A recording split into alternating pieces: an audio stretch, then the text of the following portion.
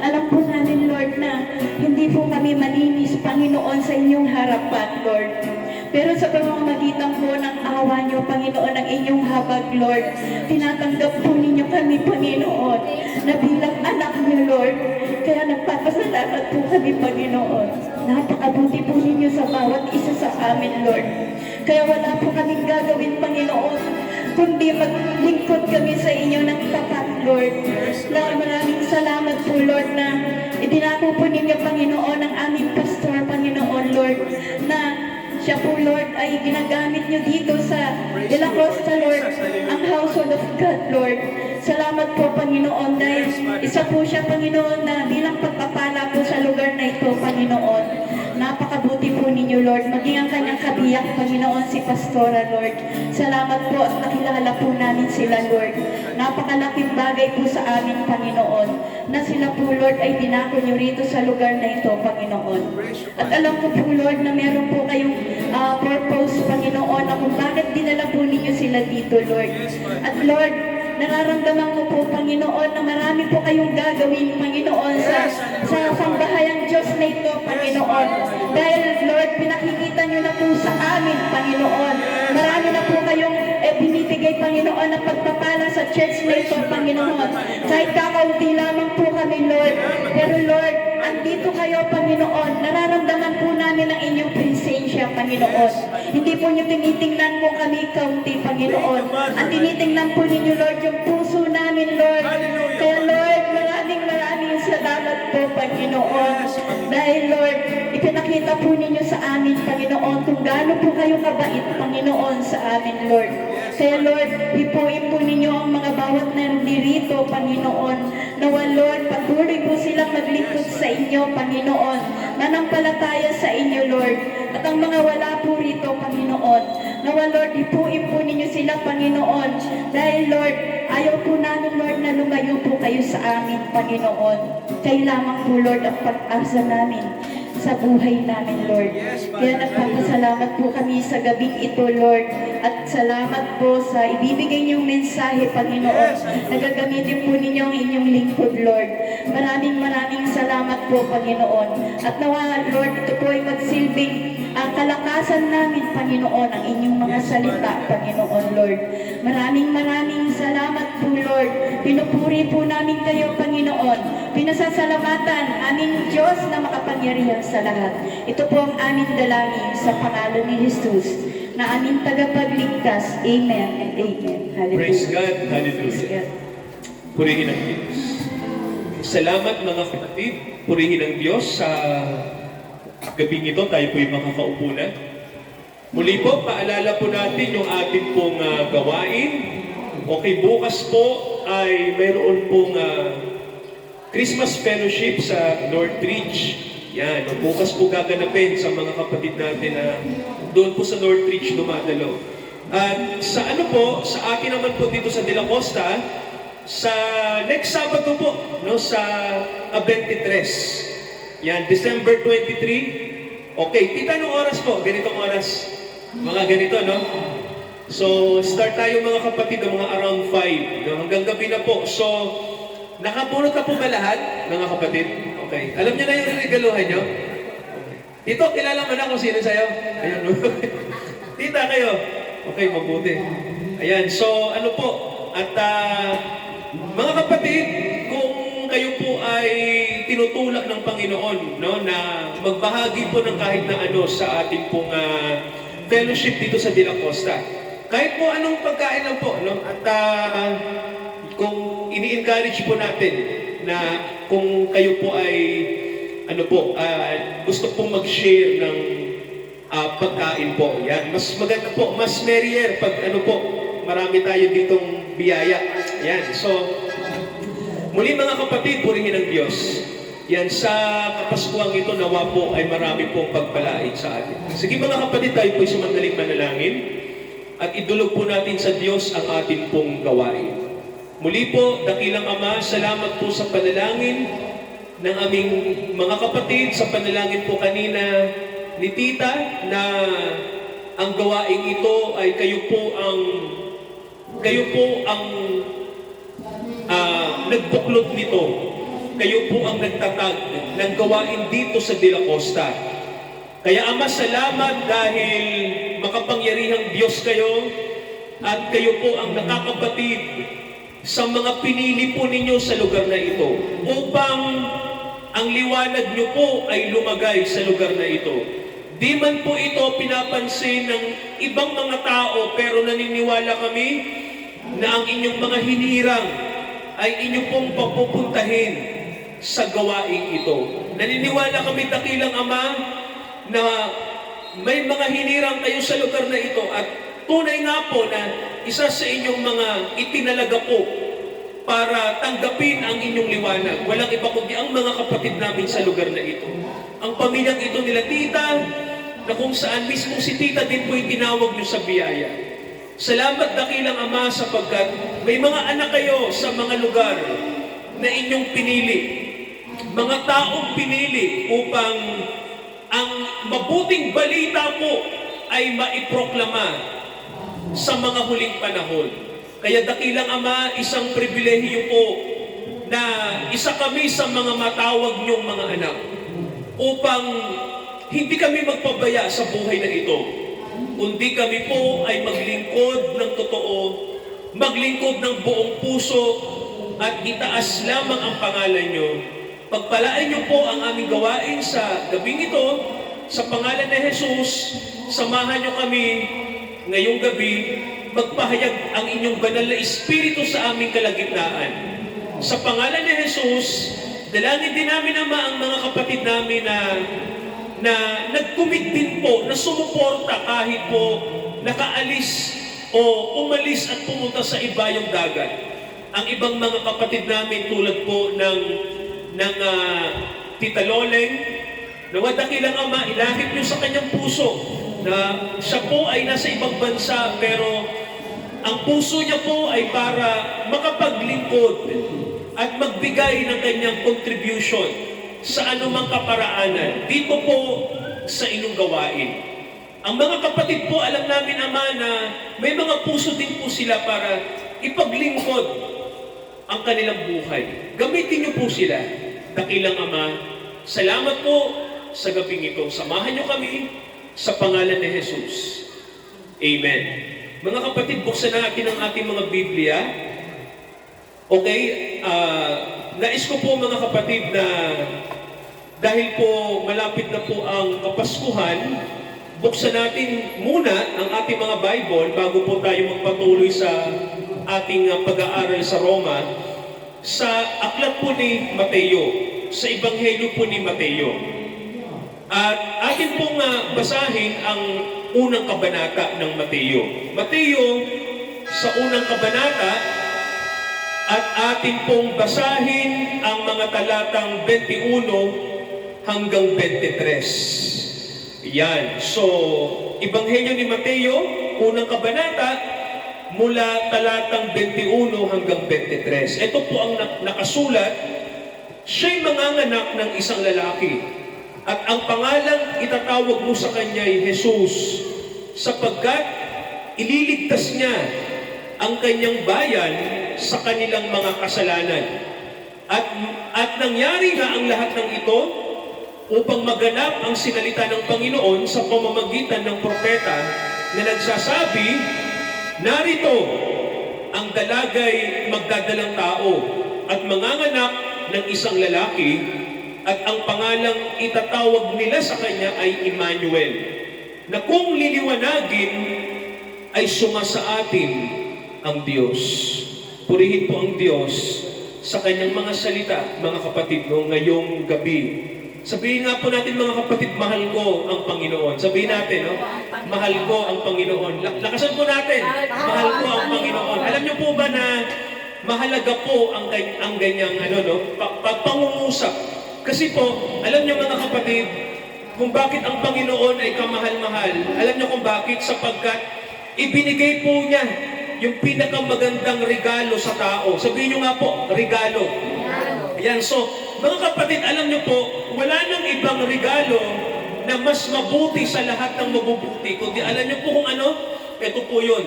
Nang tayo po ay iligtas mula sa kasalanan. Amen po ba? Kasi mga kapatid, kapag wala pong magliligtas sa atin mula sa kasalanan. Alam niyo ho ba kung saan pupunta ang tao? Kapag tayo po ay hindi nakatanggap ng biyaya galing sa Diyos. Mga kapatid, tama, no? Tama si Tito. Tayo pong lahat ay mamamatay. Ibig sabihin po, mahihiwalay tayo sa Diyos lahat. Walang maliligtas ni isa sa atin. Yun po ang mga kapatid, no? Yun po ang mangyayari. Kaya po, minabuti ng Diyos, ipadala niya ang kanyang anak. Amen po ba? Para tayo po ay isalba, no? Mula sa ating kalagayan.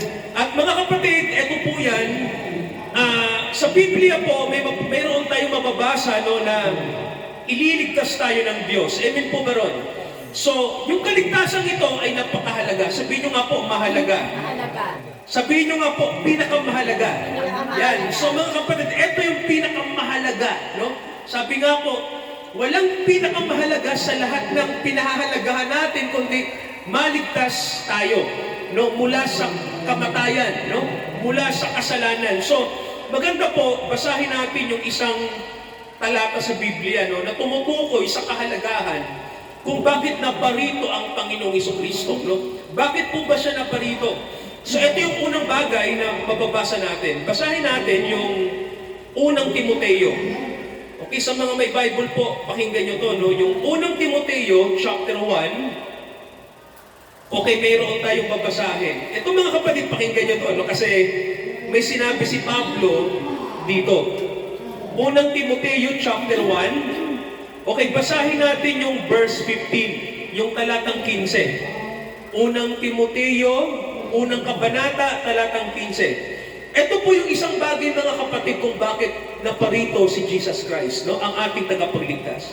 Ito ang sabi ni Pablo, tapat ang pasabi at nararapat tanggapin ng lahat na si Kristo Jesus ay naparito sa sanglibutan upang iligtas ang mga makasalanan na ako ang pangulo sa mga ito. Amen ba rin? So mga kapatid, meron tayong narinig. No? Sabi ni Pablo, na parito ang Panginoong Jesucristo upang iligtas ang mga makasalanan. At anong sabi niya? Ako ang pinaka. Sabi niya rito mga kapatid, no? Ako ang pangulo sa mga makasalanan. Ibig sabihin po, hindi iba. Tama ho ba? No? Hindi iba si Pablo sa atin. Ibig sabihin po, si Pablo din ay makasalanan. No? Isa rin po siyang tulad natin na maraming pagkukulang sa Diyos. Amen po ba? At alam niyo po ba mga kapatid ito, isa sa mga kasalanan ni Pablo, alam niyo po kung ano? Nang siya po ay may relihiyon, pero hindi niya kinikilala si Jesus na tagapagligtas. Yun po yung kanyang problema, no? Meron siyang relihiyon. Meron siyang pinaniniwala ang Diyos. Tapat siya sa kanyang tungkulin sa kanyang relihiyon, mga kapatid. Pero alam niyo po yung kulang kay Pablo? Sabi ng Biblia, siya po ay walang manunubos. Wala siyang tagapagligtas. No? Kumikilala siya sa Diyos, pero hindi niya kinikilala yung ipinadala ng Diyos para sa tao. Naintindihan niyo mga kapatid? No? Kaya po, sabi ni Pablo, isa ako sa mga makasalanan. Sabi niya, isa ako sa mga may pinakamatinding kasalanan sa Diyos. Alam niyo ba mga kapatid na ang pinakamatinding kasalanan sa Diyos kung ano? Alam niyo po kung ano? Yung hindi ka sumampalataya. Di ba mga kapatid, di ba? Nang hindi ka naniwala o sumampalataya sa kanyang sinugo. Sino po bang sinugo ng Diyos para iligtas tayo? Ang Panginoong Jesucristo, no? So di ba mga kapatid, pwede kasing ganito. May relihiyon tayo, no? Pero wala ang Panginoon, no? Wala kang kaugnayan sa Panginoon. So, ito po yung maganda, no, na sinabi ni Pablo. Basahin natin yung Galatia. Ito po. Galatia, chapter 1. Okay, may mababasa tayo dito, no? Yung sinabi ni Pablo na pinakamahalagang pinahayag ng Diyos sa kanya. Galatia 1, ito po, Galatia 1, at basahin po natin mga kapatid, no, verse 14 to 16. Okay. Maganda siguro ipabasa ko kay Tita Toy, no? Maganda kasi ito mapakinggan sa ibang translation. Galatia 1, basahin po natin yung 14 to 16. Sige nga po, at pakinggan niyo po mga kapatid ko sa Mabuting Balita Biblia. Okay, pakinggan niyo po. Verse 14, sa relihiyong iyon ako'y naging masugid ng higit sa maraming Hudyo kasing edad ko. Dahil ako'y panatiko sa kaugalian ng mga ninuno. Ano sabi ni Pablo? Panatiko ako, no? Sa kaugalian ng aking mga ninuno. Pwede po ba maging panatiko tayo sa relihiyon pero hindi tayo ligtas? Opo, pwede po. Sige tita, tuloy natin verse 15. Verse 15, ngunit sa kagandahang loob ng Diyos, minabuti niyang ako'y piliin bago pa ako ipanganak. Amen. At tinawag niya ako upang maging isang lingkod niya. Sabihin nyo nga mga kapatid, tinawag. Yan po ang sinasabi natin, na mahalaga na tayo ay tumugon sa tawag ng Diyos. Verse 16 po. Verse 16, at nang ihayag sa akin ang kanyang anak, upang may pangaral ko siya sa mga hintil. Hindi ako humingi ng payo kanino man. Purihin ang Diyos. Ano sabi kita? Inihayag ang kanyang anak sa akin. Amen po ba? Ibig sabihin na kapatid, ang totoong Kristyanismo, sabi nyo nga po, ang totoong Kristiyano, yan. Ang totoong Kristiyano ay, ibig sabihin po, pinagpahayagan ka ng Diyos tungkol sa kanyang anak. Amen po ba? Ibig sabihin po, kilala mo si Jesus. Personally, okay mga kapatid, kilala mo si Jesus. Ibig sabihin po, kinikilala mo siya na tagapagligtas. Amen po ba? Tagapagligtas mula sa kasalanan. Amen po ba? Kasi mga kapatid, yun ang dahilan no? Kung bakit ang Panginoon ay dumating sa mundo, iligtas ka sa kasalanan. So, ibig sabihin po, ang ano rito mga kapatid, ang sistema po ganito, no? Di ba ang tao makasalanan? Tama mo ba? Ang tao po ay makasalanan. Sabihin nyo nga po, ako'y makasalanan. Yeah, so mga kapatid, dyan sa kasalanan natin na umiiral sa puso natin, dyan tayo iniligtas ng Panginoon. Amen po ba? Kasi kung hindi tayo dyan iniligtas, hindi tayo aalisin ng Diyos dyan, ibig sabihin po ganito, mananatili tayong mapagmataas. Tama ho ba? Mananatili tayo na magagalitin. Mananatili tayong walang pananampalataya. Tama ho ba? Mananatili tayong makasarili. Ibig sabihin po, lahat ng bagay na hindi maganda, mananatili sa atin. At dito, tulad po ng sinabi nyo, saan pupunta kapag ang isang tao'y namatay nang hindi sumasampalatay sa Panginoon? Saan po pupunta? Alam na kung saan. Di ba mga kapatid? So, mahalaga po ba na may ugnayan tayo sa Panginoong Jesucristo? Opo, mahalaga po kasi yun ang dahilan kung bakit siya nandito sa mundo So, ito yung unang bagay, iligtas ang kanyang bayan mula sa kasalanan. Amen po ba ron? So, ito yung ikalawa mga kapatid. Bakit ba naparito si Jesus? Buksan natin sa Galatia. Okay, hindi na tayo lalayo. Okay, ito yung isa sa pinakamahalagang bagay kung bakit naparito ang Panginoong Jesucristo. At gusto ko mga kapatid makita nyo ang dahilan.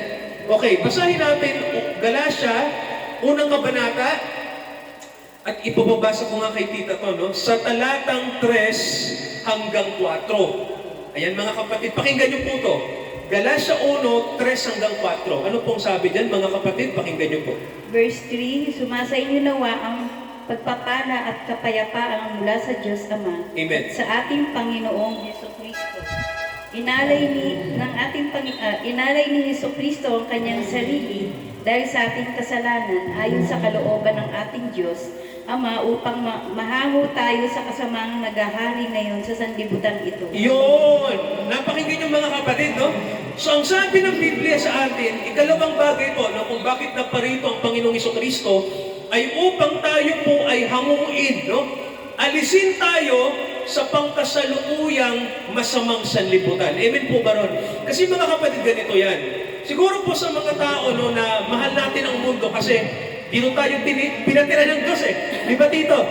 Kasi itong mundo, sa totoo lang po, kung bakit nilalang ng Diyos ang mundo, kung bakit niya ito ginawa, para may tirahan tayo. Tama ho ba? Sabihin nyo nga po, tirahan ng tao to. Yan. So, ibig sabihin, tirahan to ng tao. No? Kaya lang may naging problema, tita. Ang naging problema ganito, di ba, doon sa Genesis 3, di ba, mababasa natin na sumunod ang tao sa diablo. Di ba, tita? Kasi po, sabi ng Bible, may pinaniwalaan ang tao, imbis na maniwala siya sa Diyos at magpatuloy siya, hindi nangyari. Di ba, tita? Basahin natin yung pahayag. Ano ba nangyari sa mundo? Okay. Pahayag 12. Basahin natin. So, tingnan natin itong mga kapatid. Tingnan niyo po ito. Pahayag 12. At tingnan niyo po yung ginagawa ng dyablo sa tao, no? At kung bakit ang mundo po ay naging masama. Basahin natin 12 ng pahayag, at ito po yung mababasa natin. Ito mga kapatid, tingnan ko po ito. Sandali lang po. Okay, basahin natin yung verse 9. Okay, pakinggan niyo ito mga kapatid, no? Okay, pahayag 12, talatang 9. Ano pong sabi niyan mga kapatid? Pakinggan niyo po. Itinapon ng dambuhalang dragon ang matandang ahas at tinawag ng Diablo at Satanas na nandaraya sa buong sanlibutan. Tinapon siya sa lupa kasama ang lahat ng kanyang mga kampo. Di ba mga kapatid, may napansin kayo? Di ba? Sabi dito, sabi tita, no, ang nakalagay dito ay inihagis ang matandang ahas. Nakita niyo po? Sino po ba yung nandaya sa tao? Ang Diablo. Tama po ba? At alam niyo mga kapatid, ang layunin ng Diablo, kung bakit niya tayo dinaya, para itong mundo ng tirahan natin, siya ang maghari. Naintindihan niyo po? No? Ibig sabihin po, para siya ang paniwalaan ng tao. Naintindihan niyo mga kapatid? O kaya, ang totoo po nun ganito, bagamat ang tao po may alam sa Diyos. Tama ho ba? Meron tayong alam sa Diyos. Pero ang totoo po nun, karamihan ng mga tao sa mundo, alam niyo ho ba kung sinong sinasamba? Alam niyo ho ba kung sino ang sinasamba ng maraming tao sa mundo? Alam niyo ho ba kung sino? Mga kapatid, si Satanas, ang Diablo po. Yun ang totoo, no? Pero may alam tayo sa Diyos. Ang tanong siguro sa atin ngayon, Pastor, paano namang ang Diablo ang sinasamba ng tao? Di ba sabi niyo nga po, ang tao may alam sa Diyos? Tama po kayo. May alam nga tayo sa Diyos. Pero, pinaniwalaan natin yung sinabi ni Satanas kaysa sa sinabi ng Diyos. Pastor, sa paanong paraan naniwala ang tao kay Satanas? Pakinggan natin yung Roma 1. Tingnan niyo po ito. Ito yung dahilan, no? Roma 1, ito yung mapapansin natin. Sige, basahin natin, ha? Roma, chapter 1. Okay. Tingnan natin itong mga kapatid kasi. Para malaman natin na ang sinasamba ng mga tao ay hindi ang totoong Diyos, kundi yung sinabi ng Diablo na pinaniniwalaan ng tao. Okay, Roma 1. Okay, basahin natin mga kapatid yung verse 20 hanggang 21 o hanggang 22. Sige po, eto. Pakinggan niyo mga kapatid, maganda to. Roma 1, okay, 20 hanggang 22. Okay, may mapapansin po tayo dito, no? Kung bakit ang tao ay, naniniwala kay, alam na natin, no? Kaysa sa Diyos. Sige po, pakinggan natin mga kapatid. Verse 20, mula pa ng likhayin ng Diyos ang sanlibutan, ang kanyang likas na hindi nakikita ang kanyang kapangyarihan, walang hanggan at kanyang pagka-Diyos. Tama. Ay maliwanag na inihayag ng kanyang mga ginawa, kaya't wala na silang idadahilan pa. Ang ibig sabihin niyan mga kapatid, walang pwedeng idahilan ng tao. Tama ho ba? Para hindi niya malamang may Diyos. Tama ho ba? Ibig sabihin mga kapatid, alam ng tao may Diyos. Tuloy po natin yung 21, mga Verse kapatid. 21, kahit na alam nilang may Diyos, siya'y hindi nila pinangangalan bilang Diyos. Ni pinasalamatan man lang sa halip, nagkahakahaka sila ng mga bagay na walang kabuluhan. Kaya't nagdilim ang hangal nilang pag-iisip. 22 sila? Verse 22, sila'y nagmamarunong, ngunit lumitaw na sila'y mga hangal. And then 23, yung dulo. Tinalikuran nila ang kalwalhatian ng Diyos na walang kamatayan. At ang sinamba nila ay mga larawan ng mga tao may kamatayan ng mga ibon, ng mga hayop na may 4 na paa at mga hayop na gumagapa. Anong ibig sabihin mga kapatid kanina nang sinabi natin na bakit ang tao ang sinasamba ang Diablo? Kasi ganito, di ba ang Diablo ang nagturo sa tao na imbis na sambahin ang Diyos, tama ho ba? Ang sambahin ng tao ay ang mga nilalang. Amen ba mga kapatid? Ibig sabihin po, yun ang ginawa ng kaaway sa atin. Mga kapatid, ang tao po, ibig sabihin, nakafocus na lang siya sa mga nilalang. Ibig sabihin po sa mga bagay ng mundo. No? Ibig sabihin po, imbis na tayo ay magbigay ng kaluwalhatian sa may gawa ng lahat ng bagay, ang ginawa ng tao, hindi. No? Ang kanyang pinahalagahan ay ang mga nilalang. Amen po ba? Ibig sabihin po, lahat ng bagay sa mundo, yun ang pinahalagahan na natin. Amen po ba ron? Kaya mga kapatid, ang mundo naging masama. No? Kasi ang tao, ang kanyang naging puso ay sa mundo. Yung mga bagay na nakikita, ang kanyang sinasamba. O, ano po ba yung sinasamba natin? Tulad nito mga kapatid, tingnan nyo to ha. Pera, kayamanan, tama ho ba? So anong tawag doon? Anong tawag doon? Mas pinahalagahan natin ang mga bagay na material. Kaya tama ang sabi ng Bible, mga kapatid, di ba? Tingnan nyo po ang sabi, pinalitan nila ang Diyos ng mga bagay na nakikita, no? Ang ibig pong sabihin, mga bagay ng tao. Kaya kahit kita ang Diyos, anong nangyari po? Kahit ang Diyos, ang ginawa natin sa Diyos, imbis na yung hindi nakikita, spiritual na pagsamba, ang Diyos, ginawa natin, tita? Ayon sa ating imahe. Naintindihan niyo po? Na ang Diyos ay, pinaliliwanag ng tao sa pamamagitan ng mga bagay ng material. Naintindihan niyo po? Kaya tingnan niyo po kahit sa, di ba mga kapatid, no? Kahit sa mundo natin, di ba tita, ang gusto ng tao, ang Diyos ay parang material. Tama mo ba? Gusto nila nakikita. O di ba, bigyan ko kayo ng halimbawa, huwag na tayo lumayo, magja-January na, di ba? Di ho ba? Di ba mga kapatid, may isang monumento, may isang estatwa na pinapaikot sa Quiapo. Napansin niyo po ba na ginagawa nilang Diyos yun? Kasi pag itinikit nila yung kanilang mga panyo, gumagaling sila. Anong ginagawa ng tao sa Diyos? Bakit ang Diyos, ginagawa natin siyang material? Naintindihan yung mga kapatid, no? Ganun ang ginagawa ng tao sa Diyos. Di ba, no? Gusto natin siyang ilarawan sa gusto natin. Tama ho ba? Ganun ang tao. Ibig sabihin po, ang Diyos, ang gusto natin sa Diyos, ay sa gusto ng isip natin. Tama ho ba? Kaya ang ginagawa dito, luminilok tayo. Tama ho ba? Nilililok natin ang Diyos, tapos niyuyukuan natin. Tapos ginagawa natin ang issue, halimbawa ganito, di ba? Kaya kung bakit yung estatwa na yung kontrobersya, kasi nagkasunog daw noon, hindi nasunog yon. So ang tingin nila, himala. Pero mga kapatid, tanong tayo, lahat ba ng himala galing sa Diyos? Sige po, anong sagot? Lahat po ba ng milagro galing sa Diyos? Di ba hindi lahat? So alam natin na, dapat pala malaman natin na hindi lahat ng himala ay galing sa Diyos. No, so, sabi ng Bible sa atin, ganito ang problema ng tao at ito yung malalang problema natin. Di ba mga kapatid, na ang Diyos ay ating pinapaliwanag sa isip natin. Kaya po, sabi ng Bible, ang mundo ay nagiging masama. Kaya mga kapatid, pansinin niyo po maraming tao, ang alam nila sa Diyos ay tulad nun. Tama ho ba? Tulad nun sa Quiapo. Tama ho ba? Mali po yun. Nagiging masama. Alam niyo ba bakit nagiging masama? Tingnan niyo mga kapatid kung bakit masama. May nahihimatay ba sa oras na yon? Meron bang nahihirapan sa oras na yon? Ang paglapit po ba sa Diyos ganun kahirap? Sige mga kapatid, ganun ba dapat ang paglapit sa Diyos? Magsisiksikan kayo para makalapit? Hindi yun sa Diyos Hindi ganun ang Diyos magpalapit sa tao. Hello mga kapatid, nakikinig, di ba? Hindi mo kailangan makipagtulakan, makipagsiksikan. Alam natin na hindi yun sa Diyos. Yun ay sa Diablo. Dahil hindi ganun ang Diyos magpalapit sa atin. Alam niyo, simple na naman lumapit sa Diyos Tama ho ba? Magsisi ka sa kasalanan. Tama ho ba? Nasaan kang bahay? Tama ho ba? Nasaan kang lugar?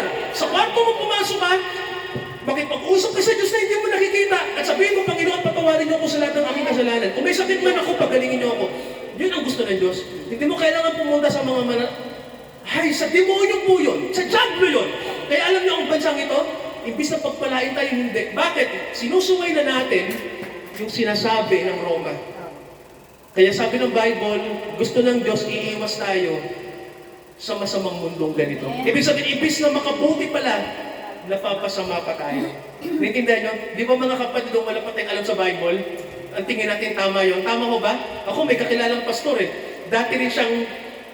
Dati rin po siyang isa sa mga ano tawag doon mahal, yung nag-ano ng lubid?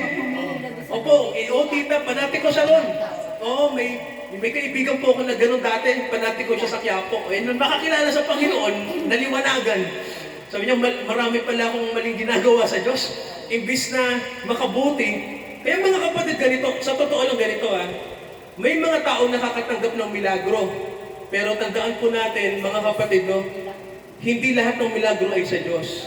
Bagamat mga kapatid, ang milagro, sa tingin ng mga tao ay galing sa Diyos, kasi totoo naman talaga na lahat ng kapangyarihan galing sa Diyos, kaya lang po ang Diablo, ginagamit niya sa mali. Naintindihan niyo po, di ba? Ginagamit niya sa mali ang kapangyarihan galing sa Diyos. Kaya ang mga tao tuloy, naloloko. Imbis mga kapatid na ang Diyos ang dapat kilalanin at dapat makita, no? Sa pamamagitan ng espiritual na pagsamba, hindi nagiging ganon. So, ikalawang bagay po, sabi sa atin, ialis tayo ng Diyos sa masamang sanlibutan. Ibig sabihin po, igiya tayo sa tamang pagsamba. Amen po ba ron? Yung tamang pong pagsamba. Ano po ba yung tamang pagsamba sa Diyos? Basahin natin yung Juan 4, ito pong sabi. Tingnan nyo to Juan 4, so mga kapatid, basahin ko na lang po ito. No? Tingnan nyo po, pakinggan nyo, ang gusto ng Diyos na pagsamba sa Kanya.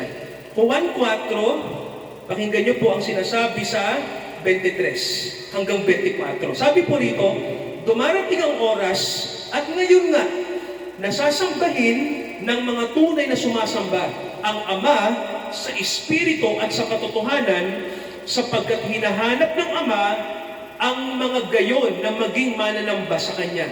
Ang Diyos ay Espiritu. Ano pong sabi mga kapatid? Ang Diyos ay Espiritu. Ang Diyos ba dapat makita natin sa larawan?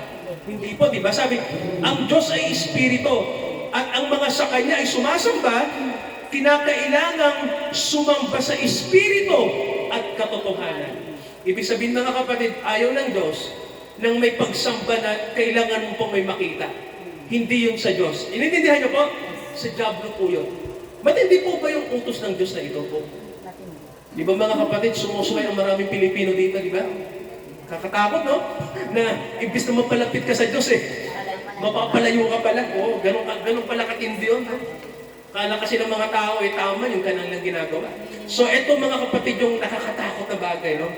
Gusto ko lang po makita niyo po yung pangatlo, no? Hanggang dito tayo, no? Para hindi po tayo magtagal. Ito po yung isa sa mga bagay kung bakit gusto ng Diyos ay ipadala ang kanyang anak. No? Una po, iligtas tayo sa kasalanan, iligtas tayo sa pangloloko ng mundo, at pangatlo po ay ito, iligtas tayo sa kapangyarihan ng kamatayan. No? Para maalis yung ating fear sa death. Sino ba ang takot mamatay? Lahat naman tayo, di ba may ganyang takot? Pero may isang bagay ba, sino na pong takot ngayon mamatay nang ma-born again na? Ako hindi na. Ikaw tito, takot ka pa rin? Okay. Hindi nawawala sa tao yan, tama ko ba? Pero may isang bagay na mawawalan ka ng hindi ka na matatakot. Alam niyo kung bakit? Mga kapatid, no? Siguro po, hindi kasi tayo pamilyar sa kamatayan, pero sa Bible po ganito, may sinabi po ang Panginoon sa atin sa John 3:16. Okay, basahin natin yan, no? Yung tinalang talata. Ano pong sabi dyan? Sige, basahin natin. Juan 3:16. Okay, basahin ko po ang King James Bible. Sabi rito, gayon na lamang ang pagsinta ng Diyos sa sanlibutan. Tama ho ba? Na ibinigay niya ang kanyang buktong na anak upang ang sino mang sa kanya sumampalataya ay huwag mapahamak, kundi magkaroon ng buhay na walang hanggan. So mga kapatid, ano po ba ang pangkontra sa kamatayan? Buhay na walang hanggan. Kasi po, ibig sabihin po ng kamatayan, ang buhay ay natutuldukan, no? Ibig sabihin po, pag ang tao namamatay, ibig sabihin, ang buhay ay may katapusan. Tama ho ba? Di ba mga kapatid? Yun ang ibig sabihin dito ng kamatayan Buhay na may katapusan. Ibig sabihin, ganito, pinanganak tayo, tama ho ba? Tapos, pag abot natin ng anong edad na tinakda ng Diyos, mamamatay na tayo. So, hindi, ganun po ba ang disenyo ng Diyos nang lalangin niya ang buhay? Di ba hindi? Sabi ng Bible, nang lalangin niya ang tao, nilalang niya tayo ayon sa kanyang wangis. Ibig sabihin, tita, nang lalangin tayo ng Diyos, sabi ng Bible, nilalang tayo sa kanyang imahen. Ibig sabihin, mga kapatid, ganito, pag ikaw po ay nilalang ka sa wangis ng Diyos, may tanong tayo. May isang bagay po kong tanong. Ang Diyos po ba namamatay o hindi? Tama. So, mga kapatid, kung ang Diyos ay hindi namamatay, kung siya ay lalalang ng kamukha niya, dapat yung kanyang nilalang hindi rin mamamatay. Tama ho ba? So, ibig sabihin, ganito yan.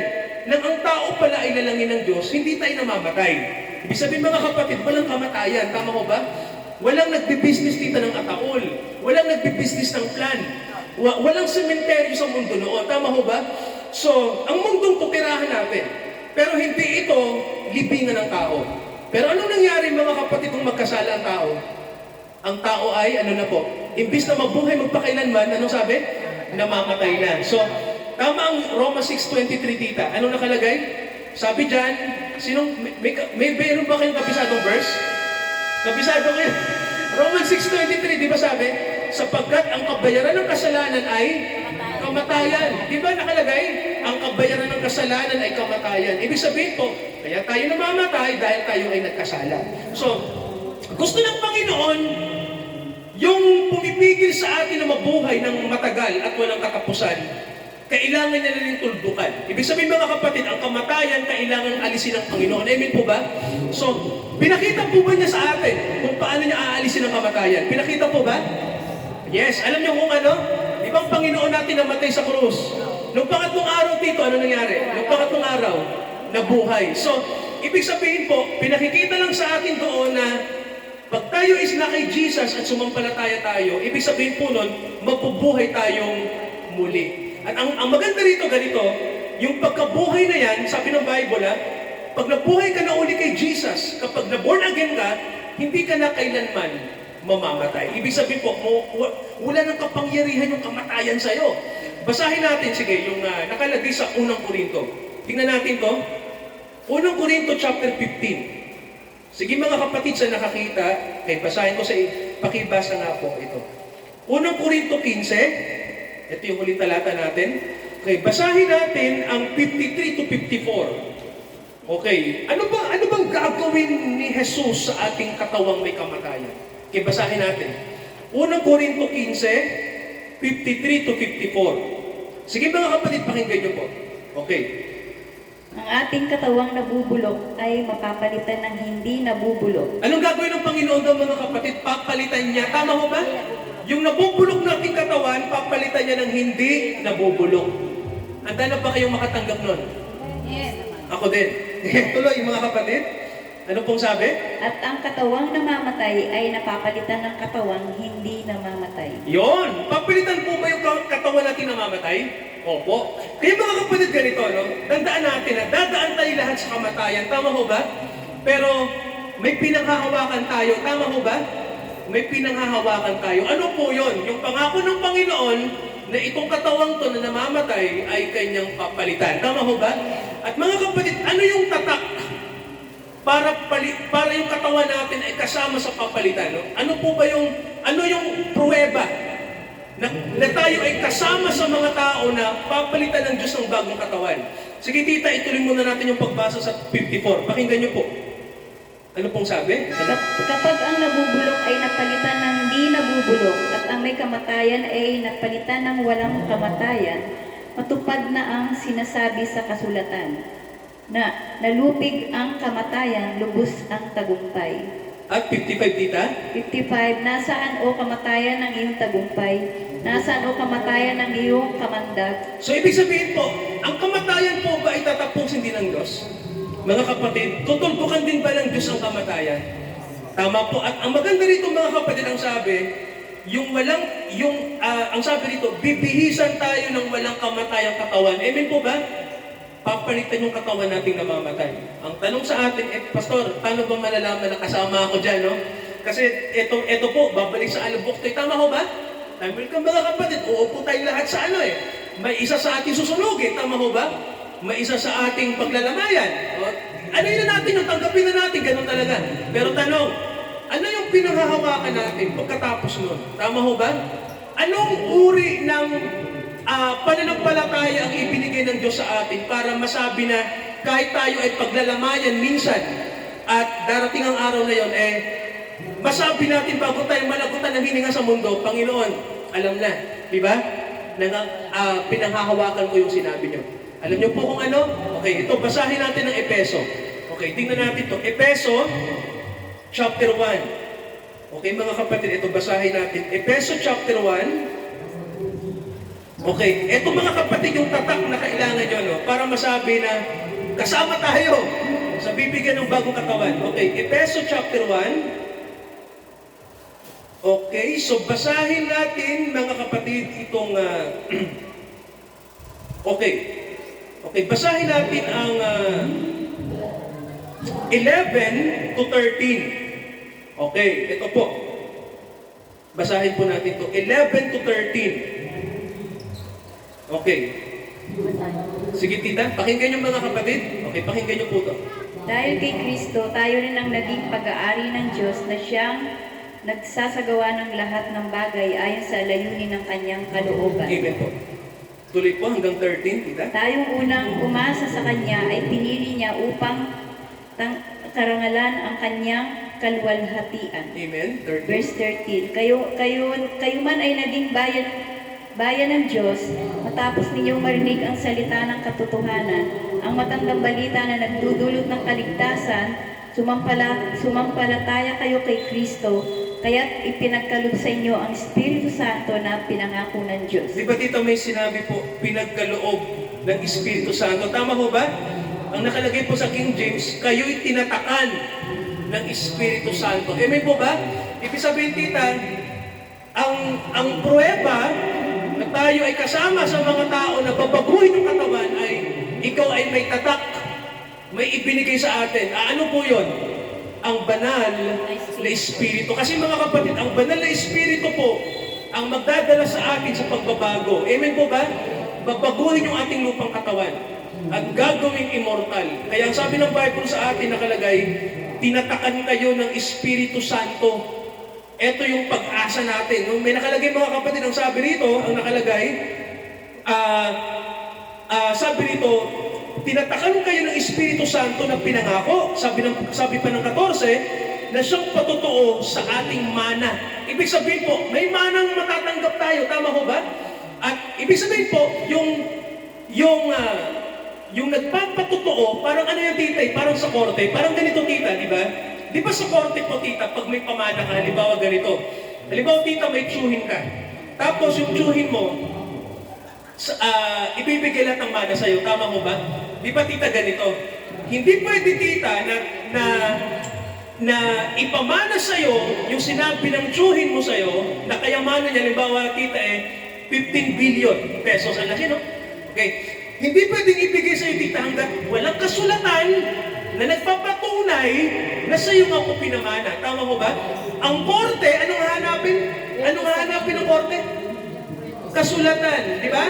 Kailangan may last will and testament. Ang last will and testament ng Diyos sa kanyang mga anak, ang sabi tita, yung ipinagkaloob niya na banal na Espiritu. Ito yung pirma ng Diyos. Tama ho ba? Ito yung tatak ng Diyos. Ito yung hahanapin sa atin. Hindi tayo pwede magsabi na, Lord, baguhin niyo na ako, nandito na ako. Di ba? Siguro naman, tanggap na ako sa langit, di ba? So, ang Panginoon, para tanggapin ka, automatic, ang Espiritu niya ay nasa iyo. Tama mo ba? Yun yung tatak. So, mga kapatid, kailangan tayo ay may tatak ng Espiritu Santo. Ibig sabihin po, eto yung patunay na sa Diyos tayo. Amen po ba? Kasama kang babaguhin. Pero mga kapatid, tandaan natin, sabi ng Bible sa atin, ang banal na Espiritu ay malalim po kapag yun ang pinag-uusapan. No? Kasi po, ang banal na Espiritu, hindi lang po siya nagpapagaling. Tama mo ba? Hindi lang po siya nagbibigay ng iba't ibang wika sa atin. Hindi lang po siya nagbibigay ng pagbabago sa ating puso. Alam niyo pong ginagawa ng Holy Spirit, mga kapatid, kung tayo ay ginagawang tulad ni Kristo. Amen po ba? So mga kapatid, malalim kapag ang Holy Spirit ang pinag-uusapan. Nalulungkot lang po ako kasi may mga simbahan, ang tingin nila sa Holy Spirit ganito. Nang born again ang Holy Spirit. Tama ko kayo, pero hindi nyo ko ba nabasa sa Bible? Na ang Holy Spirit hindi lang nang born again. Tama ko ba? Ang Holy Spirit ginagawa tayong mature. Tama ko ba? Ginagawa tayong pinalalago tayo. Tama ba mga kapatid, no? Hindi lang tayo pinapanganak na muli. Tama ho ba? Dinadala tayo ng Holy Spirit sa paglago. Tama ho ba? Sa pagiging mature. So, hindi laging pwedeng born again lang. Ito criticism ko sa mga born again, no? Hindi pwedeng puro born again lang tayo. Diba? Sa atin ang born again, unang step para ikaw ay kasama sa mga hinirang. Pero kailangan mga kapatid, dalhin ka. Kailangan kang lumago. Hindi ka pwedeng laging born again. Hello, nakikinig, di ba? Oo, hindi ka laging baby. Yan, no? So, delikado yung church na lagi kayong baby. Hindi pwedeng ganon. Lago tayo. Alam niyo ang church na lagi lang na nagsabi na, maborn again kayo. Actually, kailangan makita yung tulad ni Kristo na. Kasi tinanggap mo na ba si Jesus? Opo. O nasaan yung patunay na ikaw ay sa Diyos? Nasaan na yung paglago? Di ba? Paano yan kung hindi naman nakikita? Kaya, alam nyo, no?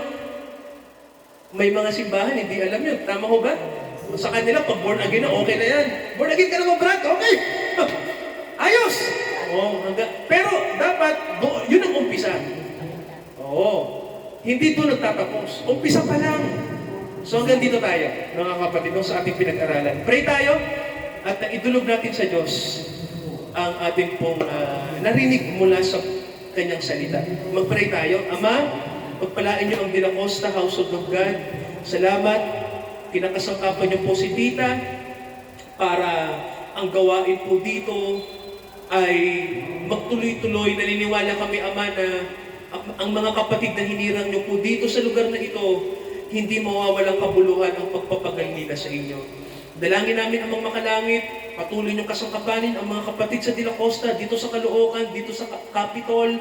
Salamat sa mga kapatiran na nagmamahal sa inyo. Anumang age, hindi kayo tumitingin sa edad o hindi kayo tumitingin sa anong status namin, kundi ang tinitingnan niyo, puso.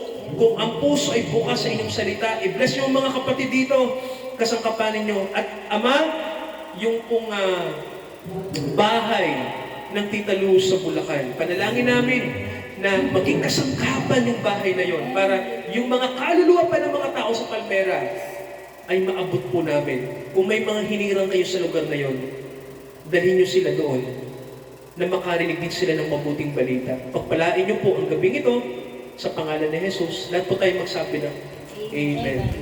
Okay, mga kapatid, sa ating pong pagkakaloob sa Diyos, tayo po ay magkaloob sa Panginoon ng mga biyaya, pasasalamat sa Diyos. Praise God. Habang inaawit po natin ang Seek ye first the kingdom of God. Righteousness.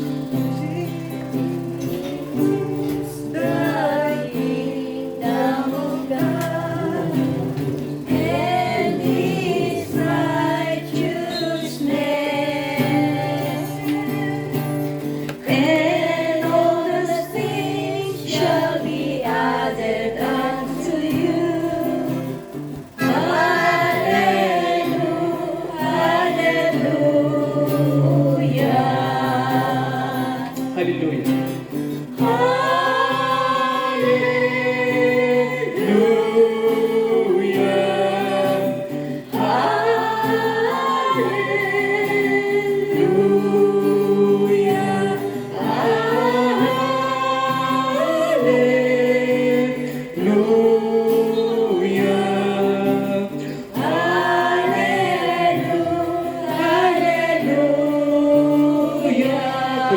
Sabi ko kayo, mga kapatid. Seek ye first the kingdom of God and His righteousness, and all those things shall be added unto you. Hallelujah, hallelujah.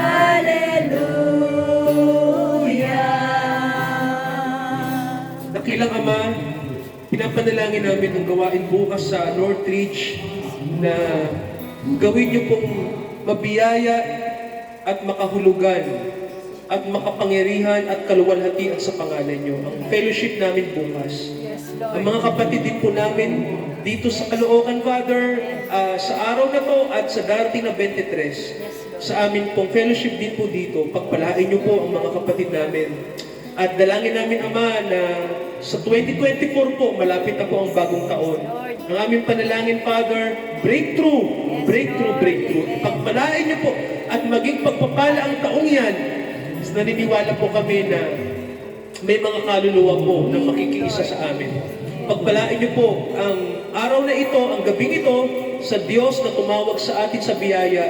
Samahan niya tayo at pagpalain hanggang sa muling pagparito ng ating Panginoong Jesucristo. Amen, amen, at amen. Amen. Amen. Amen. Praise God, mga kapatid, purihin po ang Diyos. Praise God.